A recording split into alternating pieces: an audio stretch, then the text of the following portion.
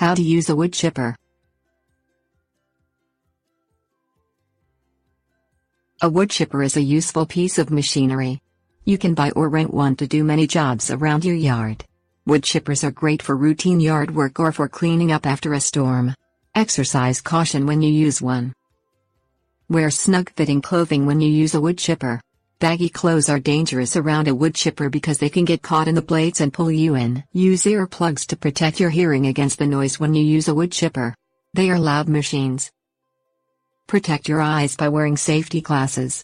Shredded materials have a tendency to fly when you use a wood chipper. Put on a good pair of work gloves and a hard hat before you start to use a wood chipper. You never know what kind of materials will fly out when you are chipping. Steel-toed safety boots are also a good safety precaution when you use a wood chipper. Keep your hands and feet away from the wood chipper's feed-chute area. It only takes a second of distraction to get caught and pulled in. Push materials into the wood chipper by using a long limb or long piece of wood to help keep hands at a safe distance. Small pieces of twigs and all leaves should be thrown into the transport compartment instead of directly into the wood chipper. Clean excess debris from the area around the wood chipper regularly to prevent accidental falls near the machine. Listen to make sure the knives have come to a complete stop before you open the hood when you use a wood chipper.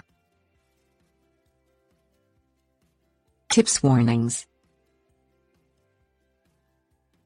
Deaths have occurred involving the use of wood chippers.